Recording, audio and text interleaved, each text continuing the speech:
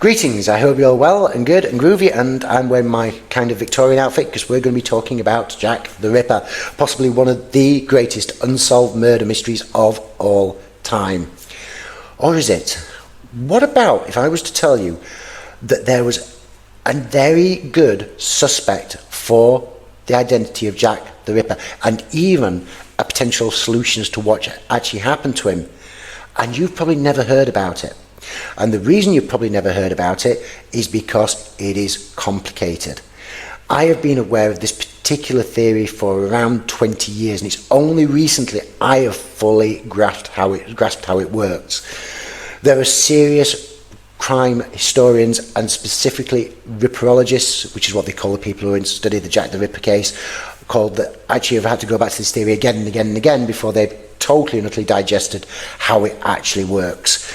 So I'm going to try and break it down. I'm going to be ignoring an awful lot of the information that it revolves around it, because it is important, but it is so complicated. So I'm going to try to break it down to its most simplest form. And one of the things that I actually have to tell you is that there has been FBI profilers, there have been serious researchers, there's been documentary filmmakers that have agreed this is one of the most viable potential solutions for the case, but it's virtually unfilmable because it is so complicated. I'm going to try and break it down as the best as I can. Very briefly, for those of you who don't know, and I'm going to link this into the person that we're actually going to be talking about, or at least the person who came up with the theory we're going to be talking about. Who was Jack the Ripper? In the year 1888, we had what was known as the Autumn of Terror, where potentially 5 sex workers, I'm not going to say the P word, were brutally murdered by a mysterious individual, as of yet unidentified. His last murder, as far as we know, we can tell as far as the canonical 5 is actually concerned, was especially horrific. Even by today's standards, it was, and we have photographs, it is foul. It is absolutely brutal. I say the canonical 5 because there were potentially 11 murders. We agree mainly that there were 5 though, and it was actually Martin Fido, the researcher we're going to be speaking about, whose work we're going to be speaking about, that came up with the term canonical 5. Again, even where Martin was concerned, there was a little bit of about whether there was 5 or not, but for the sake of this, it doesn't matter. So, Martin Fido. Martin Fido is a serious historical crime researcher. And even for people that don't agree particularly with his actual theory, they do believe that his books are essential reading. The research was top rate and gave us so much to actually work with. One of the things that tends to happen quite a lot in the study of Jack the Ripper is you get new people that pop up and come up with new ideas, new profilers. And although we don't have enough information to prove who Jack the Ripper was, we have got enough information to prove who he wasn't. So you tend to find a new suspect actually pops up from time to time, and ripperologists tend to be endeavourous little beavers, and as soon as his name comes up, they'll go off and do their beavering and can find information that either will substantiate the claim or can totally disprove it. And they tend to be really good, whereas even if they don't come up believe with a particular theory, they'll look at this particular work and go, this research is absolutely fantastic, but we can't disprove the suspect because of X, Y, and Z. It's what happened to Patricia Cornwell. She proposed a suspect. To be honest, he'd already been proposed before, and there were so many holes poked in her actual theory, but I'm not even going to go there. So, Martin Fido. Martin Fido, in the 1980s, decides to write a book not identifying the Ripper, but basically just going through all the details, what we know, what we may know, the murder sites, the suspects, the locations, just a reference book basically. But as he's going through, he works first of all from what is the general accepted facts, which is that the top brass of Scotland Yard and the police were all the 6s and 7s, they were hindering the case, whereas the people on the ground were much more reliable, and they made various statements to the press. Some people claimed that they caught the Ripper, some said that they had an idea who he was, but with that information we've actually got, we were able to tell that a lot of people down on the ground, including Inspector Aberline, who normally when you actually see a film, Inspector Aberline is the protagonist, he's the person in charge of the case. Aberline himself used to actually claim that he was in charge of the case. He wasn't. We also know from information in interviews that he actually gave that there was a lot of stuff that he missed as a detective and just did not have access to. So, Martin Fido actually discovers that a lot of the top brass is more reliable. Interestingly enough, he discovers this chap called Robert Anderson. Now, Robert Anderson was the Commissioner of Police, and he did a lot of interviews, he wrote quite a lot of books, and the most important thing about Robert Anderson is that to this day, we have not been able to spot a fault in the things that he said about anything. He seems to be very reliable and honest, and has a sense of authenticity about the things that he actually is talking about. In fact, in the book, particularly we're about to come back to, he was actually called out in the House of Commons for revealing too much information about what was going on behind the scenes. Here's where it starts to get a little bit complicated, because what Fido decides is, when he's researching, is because of the reliability of Robert Anderson, he takes a look at Robert Anderson's claim, and what Robert Anderson claims in basic is that they discovered who Jack the Ripper actually was. This was a man who shortly after the brutal murder of Mary Jane Kelly, apologies, this is so complicated, keep my head just focused on this is proving difficult. I've tried to record this so many times, I'm hoping this is the one. Shortly after the murder of Mary Jane Kelly, this guy was incarcerated in a lunatic asylum. The police took one of the witnesses that could identify Jack the Ripper. The man unhesitatingly actually said that this was the man that he had seen with one of the victims, but would not testify against him. There are solid reasons for this. But because of this, it became that they got a man in a lunatic asylum. The witness had actually turned around and said, yep, that's him, but I'm not going to testify, so they could not charge him. And so, with him being locked away, there was very little more the police could actually do. This is what Robert Anderson claims. Now, as I said, we've not been able to actually spot anything else in his work that shows that he is telling lies or embellishments about anything. He tends to be factual. What he's telling seems to be truthful, but we have this statement from him.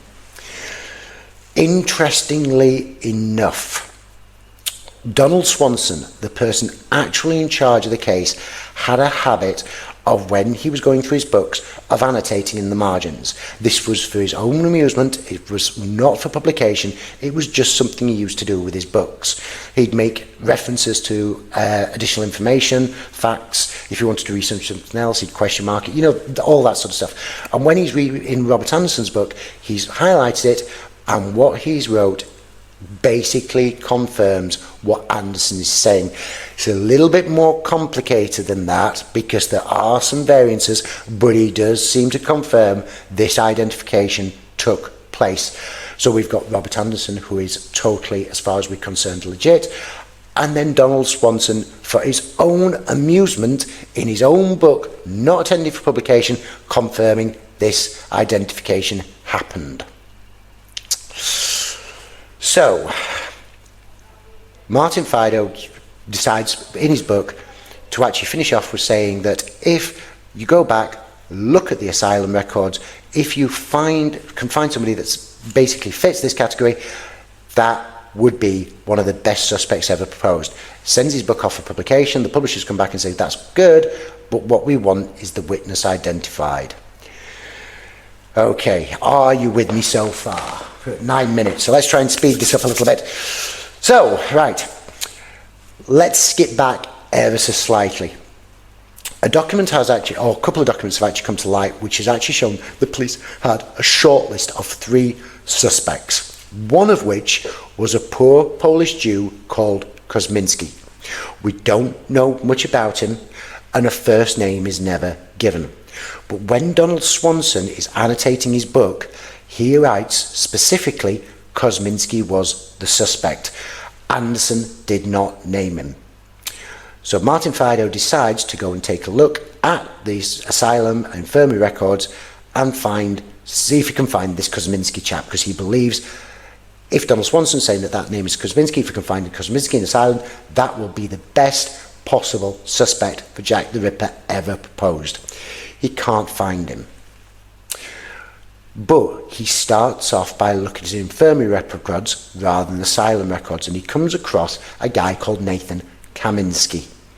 Now, although the documents we actually say that the chief suspect of the police was Kosminski, there are some variations, and one of the variations is Kosminski.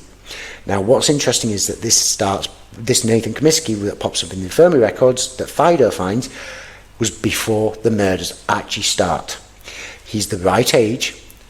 Kaminsky is a similar sounding name and one of the variants that's actually given, and his address to this date is one of the best addresses to sort each topographical location of the murders.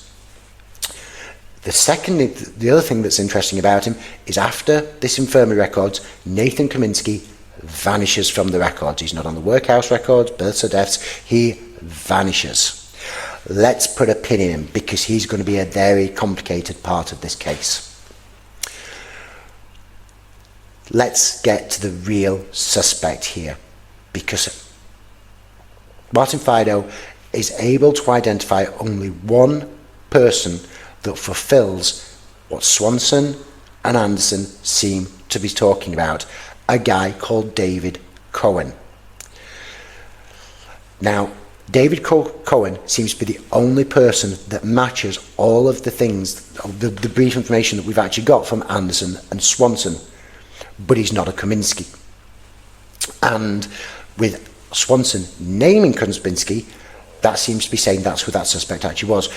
But this David Cohen that's been incarcerated shortly after the murder of Mary Kelly is a raving lunatic. His mind has blown and he is incomprehensible. When he's first taken into custody, the police get his name wrong.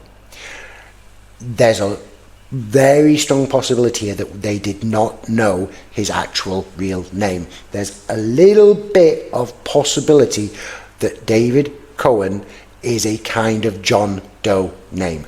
We don't know that for certain, but what we do know is that if we go by what Swanson and Anderson actually says, for somebody that actually fits into this, David Cohen is the only person that fulfills that. The theory goes David Cohen was actually Kosminski, sort of. He's the only person that fulfills that. He does die shortly after, which is another thing that they say, and he's the only person in the records at that time that actually dies prematurely, which is what Anderson and Swanson seem to confirm, or what Swanson confirmed, sorry. So that's the general theory. I did say this was complicated. Now, let's further complicate matters while we can. There is a possibility that in documentaries you will have heard the name Kosminski before. And the reason is, one, he was one of the suspects, but also Martin Fido himself starts looking later on in the records, and he comes across this dude called Aaron Kosminski. Aaron Kosminski, similar age, similar profile, but is incarcerated a long time after the end of the murders. Also, his records show he was a harmless schizophrenic. So, Fido himself actually says, I found this Kosminski, but it can't be him. One, he's at large for too long after the murders. Two, nothing in his records really shows him to be violent. Whenever you watch the documentary, they always go, Kosminski was one of the suspects. Here is this Aaron Kosminski. And they always get disregarded as a suspect because they go, well, he wasn't a violent maniac, and also on top of that, he was incarcerated too long after the murders actually finished. That's exactly what Fido actually says, but he's always the one that seems to be presented as fulfilling this Kosminski suspect. Whether you take it one way or another, the simple fact is that if you take Anderson's legitimacy as being accurate, if you take Swanson's authentication of him independently and for his own entertainment, backing him up, David Cohen is the only person that fulfills and fits into that category. I did say it was complicated. Let's just finish it off with something even Martin Fido stopped talking about, because he was aware it just complicated matters. Remember I said put a pin in Kazminski, the first person he found, the first person who disappeared, who we can't find on the records from there on in. What Martin Fido proposes, now he does not claim that either he's caught the Ripper, he does not claim that what I'm about to tell you is fact. He's basically saying this is what he personally believes, not proven. This is what he thinks and believes. He is of the theory that the reason that the name Kosminski came in as a suspect was that the Nathan Kosminski was actually David Cohen, but was a blithering, incomprehensible maniac by the time the police actually picked him up. And like I said, they got his name wrong when they incarcerated him. There's definite evidence they did not know who this actually was. There was a similar age. There were a similar age between them. So Martin speculates and says it's his belief that this is the same guy. Now, bear in mind, it has taken me 60 minutes just to be able to actually break that down to the simplest I can, and there is so much more going on to it. I will finish up with this. Robert Anderson, so far, and this is something Martin Fido has actually said, and even ripperologists that don't agree particularly with Martin Fido actually agree with. To be able to realistically discount Anderson, you have to be able to show that in some way he was unreliable about anything. So far, nobody has been able to do that. Nobody, from the interviews he's been given, from the books he's wrote, from the information he's provided, that information that he's actually provided, that went a little bit further, where questions were raised in the House about perhaps he was stripping of his knighthood and his pension because he'd revealed too much information. Nobody's been able to disprove or discount Anderson. Add to that Swanson actually annotating in his own book, not for publication, never meant to be released, that information that substantiates sort of the identification taking the place.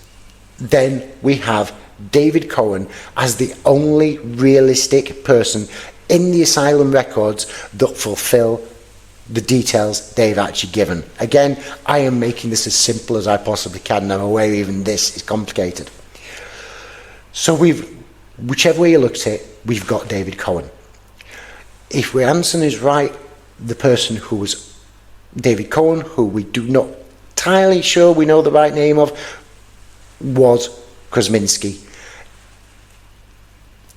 And Fido speculates it was not the Aaron Kosminski that was later incarcerated because he was a harmless schizophrenic. It was actually this Nathan Kosminski who disappeared. Wow. Will anybody have stayed with me for the full maximum 18 minutes? Breaking this down to its base level, this is a very complicated theory. Researchers, journalists, filmmakers have looked into this and said it is a very potentially good solution. But it's virtually impossible to actually put to film, to documentary. Martin Fido actually wrote a full book, a couple of books actually on the subject, trying to explain it, and even ripperologists have to read it again and again and again to be able to actually do it. I've read the book so many times and over the space of 20 years, and it's only within the last couple of months that I've finally been able to go, oh, because there's so many other details revolving around this. Anyway, as well as I'm starting to get the feeling of why, because I've got a feeling of this 20 minutes is possibly being unwatchable, what I've actually tried to do, and I've tried to put it into the basest level possible. So there we go. David Cohen, possibly, whatever you think of his name as, whether it be Kosminski or Kazmansky or whatever, if we take Anderson to be telling the truth, if we take Swanson's backing up of this to be the truth, then David Cohen fulfills that category, whether he was Kosminski or not. And there you go. One of the best possible solutions to the Jack the Ripper mystery you've never heard of. I have recorded this so many times. I am not doing this again. If you've chosen to watch it, thank you very much for doing so. I'm not going to ask you to like and subscribe because I am not really a YouTuber or blogger or videographer or that sort of stuff. I just want to try and record this down. And I've done this so many times and I just cannot nail it in the 5-minute margin. It's just gone on and on. Thank you so much for watching, and whatever you do, stay cool. Adieu. Bye.